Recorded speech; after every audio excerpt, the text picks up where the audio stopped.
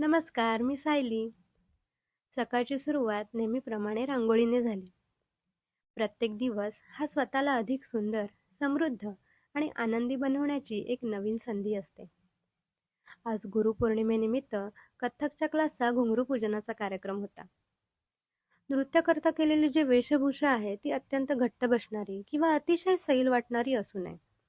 नृत्य करताना बोजड होतील इतके अलंकार घालायचे नाहीत.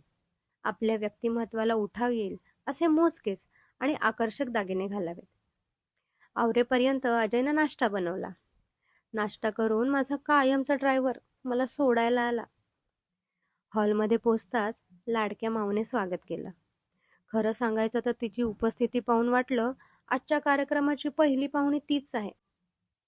थोड्याच वेळात सगळ्या मुली सुंदर कथ्थकच्या वेशभूषेत तयार होऊन आल्या आणि वातावरणात एक वेगळीच ऊर्जा निर्माण झाली. सर्वप्रथम नटराजाचे पूजन झाले आणि त्यानंतर घुंगरू पूजनाचा कार्यक्रम पार पडला. घुंगरू हे प्रत्येक नर्तकाच्या साधनेचं आणि समर्पणाचं प्रतीक आहे. मी नृत्यालंकार सौ दर्शना कामेरकर मॅडम यांच्याकडे कथ्थक शिकते. त्यांनी कथ्थकमध्ये MA केलं आहे. त्या आम्हाला विद्यार्थिनी नाही तर स्वतःच्या मुलींसारखं प्रेम आणि मार्गदर्शन देतात. त्यांचं शिक्षण डॉक्टर मंजिरी देव मॅडम यांच्याकडे झालं आहे. त्यांची पुस्तकं आम्ही अभ्यासक्रमात शिकतो. या महान गुरूंची परंपरा आम्हाला लाभली आहे. खरंच दर्शना मॅडम सारख्या गुरु मिळणं हे आमचं भाग्यच. घुंगरू पूजनानंतर आम्ही घुंगरू बांधले आणि आमची सादरीकरणं सुरू झाली. गुरुपौर्णिमेनिमित्त आम्ही सर्व विद्यार्थ्यांनी आमच्या गुरूंसाठी खास नृत्य सादर केली. दर्शना मॅडमकडे 4 ते 5 वर्षांच्या चिमुकल्यांपासून 60 ते 70 वर्षांच्या ताईंपर्यंत सगळेच आवडीने कथ्थक शिकतात. कलेला वयाचं बंधन नसतं हे इथे रोज अनुभवायला मिळतं.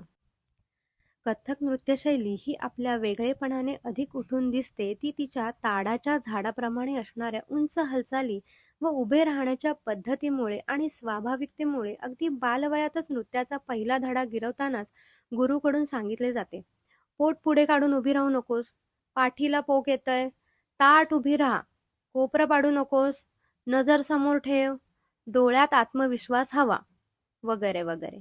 तर या सर्वांचा विचार करायचा झाल्यास कथ्थक नृत्याच्या अभ्यासाने प्राप्त होणारे अनेक फायदे अथवा उपयोग आपल्या नजरेस येतात.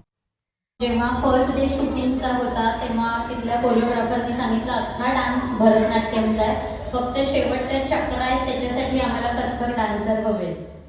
कथ्थक क्लासमधील मुली अनेक डान्स शूट आणि चित्रपटांमध्ये काम करतात. त्यापैकी काहींनी एका चित्रपटामध्ये नृत्य केलं आहे. ते हे नृत्य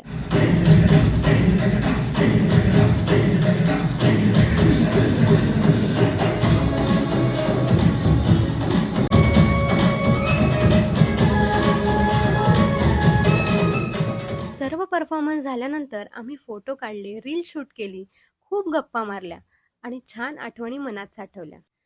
त्यानंतर घरी आले तर नंदेच्या मुलीचा डान्स आणि तिची मस्ती सुरू होती. आजचे सुंदर क्षण मी मनात आणि कॅमेऱ्यात जपून ठेवले. रोज काहीतरी नवीन शिकत राहावं. आपलं मन, शरीर आणि बुद्धी यांचा सतत विकास झाला पाहिजे. कोणतीही कला असो ती आपल्याला केवळ कौशल्य शिकवत नाही तर एक चांगला माणूस घडवते. म्हणूनच आपल्या आवडी जपा, शिकत राहा आणि प्रत्येक दिवस आनंदाने जगा.